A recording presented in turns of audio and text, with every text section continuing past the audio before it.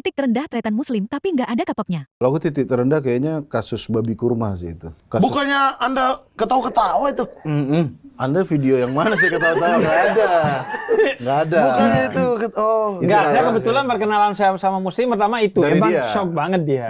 Karena waktu itu nomor di Instagram saya tuh di bio, pas di call tuh nomorku sendiri gitu. Oke. Jadi pas tayang videonya besoknya itu udah spam akan ku bawa.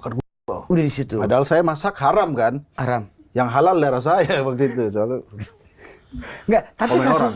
tapi kasus babi kurma itu masuk ke masalah polisi juga. Sempat sempat mau ya. dilaporin, cuma laporannya kayaknya nggak tembus. Tapi waktu itu aku tegangnya karena aku nggak tahu apa yang terjadi. Mungkin sama kayak ente. Setelah ini nih apa? Apakah stand up akan aku nggak bisa stand up lagi? Ya. Terus juga waktu itu Emily apakah bubar? Terus pas aku tuh sampai ngungsi waktu itu ke BSD. Karena waktu itu kan ngekos. Oh, di gereja itu ya, Santo Thomas bukan? Bukan. Oh, bukan. Kalau itu yang saya robohin kalau itu. Tapi maksudnya ini di, Anda ada robokan. Ada robokan. di deep web ada videonya. Atau ngungsi ke gereja kan nggak apa-apa. Iya, nggak Terbuka. apa-apa, nggak apa-apa. Terbuka untuk umum kok. Tenang Anda. Pas aku waktu itu ngekos di Binus, kan deket Petamburan. Oke. Petamburan kan tempat Tempat orang running biasanya. Iya. Corak tuh. Ya tempat orang religius lah banyak di situ. Jadi aku merasa ini terlalu dekat dengan ini behind enemy lines nih gitu maksudnya.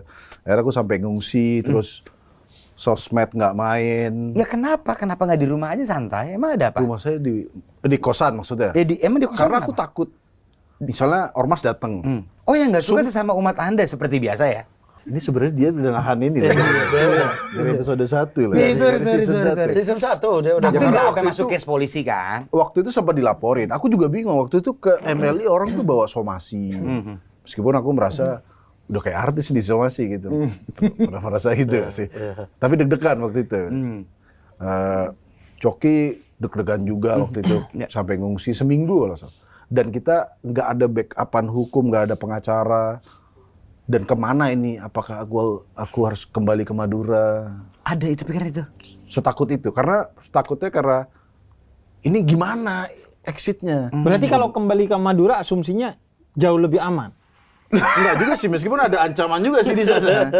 Tapi untuk waktu itu Om Deddy dan Lord Gus Miftah waktu itu ngasih bantuan. Siapa? Gus Miftah. Oh. Kita undang mungkin ya nanti ya di Saya sih pengen mengundang dan berterima kasih sekaligus Oke. dia kalau mau klarifikasi kasus dia.